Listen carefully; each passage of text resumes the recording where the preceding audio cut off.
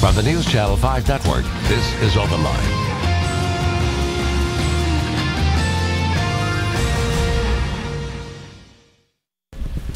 Hi, everybody. Tuesday night, Rhori Johnston with you here on OpenLine, filling in for Ben Hall. So glad to be here with you tonight, and we hope you'll call in with some questions and comments because it's a hugely important topic tonight, something that affects so many people throughout the country and, of course, right here in Tennessee. And we're talking about Alzheimer's and dementia. And our guests tonight are from the Alzheimer's Association. I'd like to welcome Tiffany Cloud-Mann, who is with us, the VP of Programs, yes, I should say. Tiffany, right. welcome. Thank Glad you. to have you here.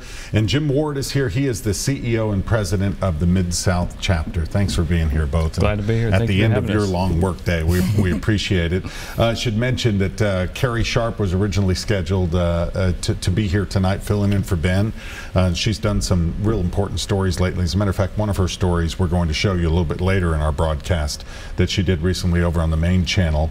And she is off doing some family business tonight. She'll be back for News Channel 5 at 10. But I'm real glad to be here with you both and talk about it. First of all, the MidSouth Chapter, obviously the Alzheimer's Association, Jim, is nationwide. Tell us about that and the MidSouth Chapter. Okay. What you do. Well, I'll start with the nationwide. Okay. We are, the MidSouth Chapter is a part of the Nationwide Alzheimer's Association. We are in all 50 states, and there are probably about 80 chapters. Some states have more than one across, the way that we're laid out, and Right. we are the world's largest nonprofit dealing with Alzheimer's and dementia. Right. And then the MidSouth Chapter covers all of the state of Tennessee and portions of northern Alabama and a little bit of southwestern Virginia up there around the Bristol territory. So we a good big, large part of the territory. Just looking over some of the numbers as I prepared for tonight, it really does kind of boggle the mind. And I want to share some of this with you, the audience, and really encourage you to pick up the phone and call in with your questions, because we're going to be talking a lot about the differences between kind of making the definition of Alzheimer's and dementia. And also we want to talk about the impact it has on families and the caregiving that takes place. And many of you out there probably know what I'm talking about.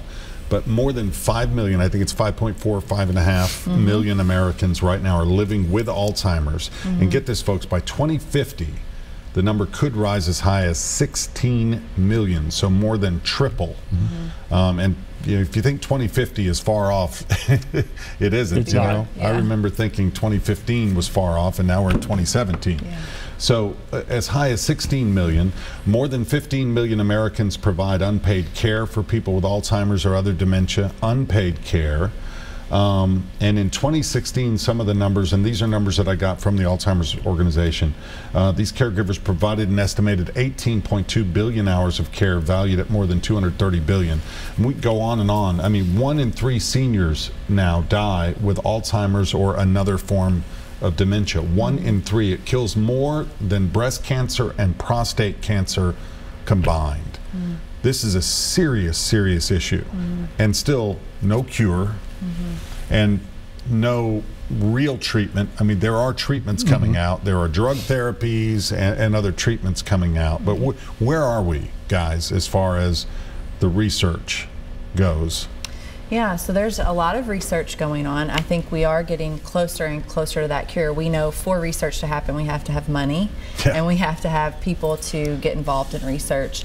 One of the things we know now is that we can actually detect in the brain the pathology changes sometimes 20 years before the symptoms ever set in. So research is looking at what's a test we could give someone maybe at an annual exam to sense that pathology change, and then if we sense it, what's a medication that we could give them to attack that change. And if anyone's ever Googled the disease, they've heard about the plaques and tangles that build up in the brain. So we need a drug to attack that once it's sensed in the brain.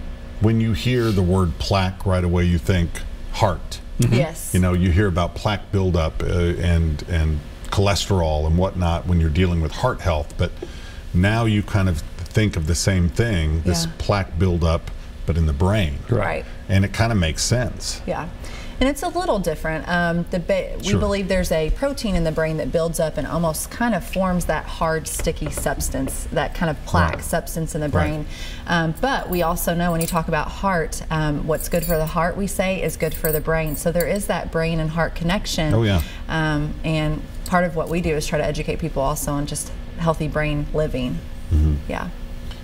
Money is needed. Money is needed. I know, you know, when you're the head of a nonprofit, that's a big part of what you do.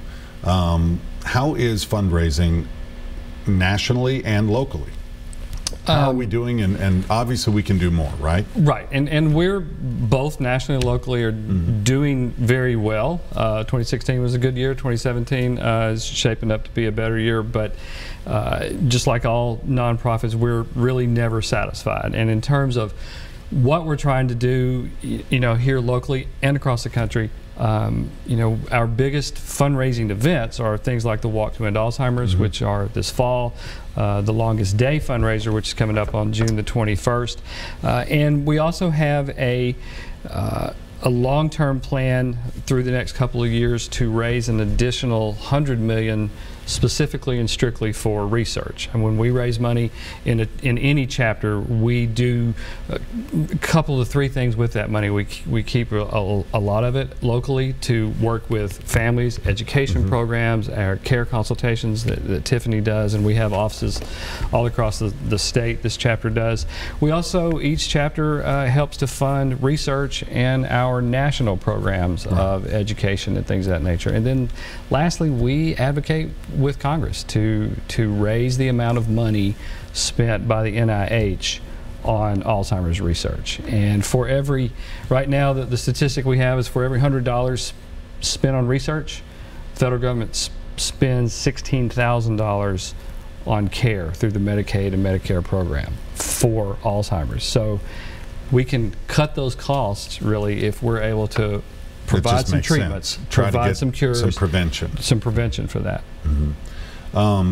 So locally, let's talk locally again about some of these things that you provide. How does someone first get in touch with your office? Let's say there's a family whose mom or dad is suffering cognitive decline and is maybe diagnosed with either dementia or specifically Alzheimer's.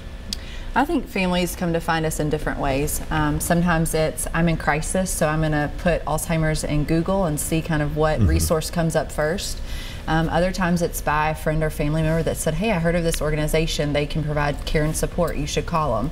And hopefully it's through their doctor. You know, once that diagnosis is given, we want physicians to refer families to us, to come to us for care, support, and resources in the community. How many offices across this? Did you mention that? This chapter has office in Memphis, Nashville, Chattanooga, Knoxville, Tri-Cities, and Huntsville. Wow.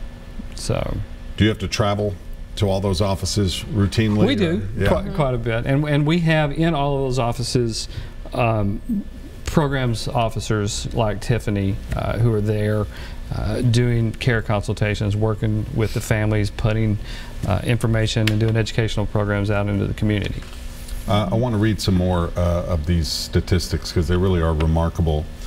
In this year, Alzheimer's and other dementias will cost the country almost $260 billion.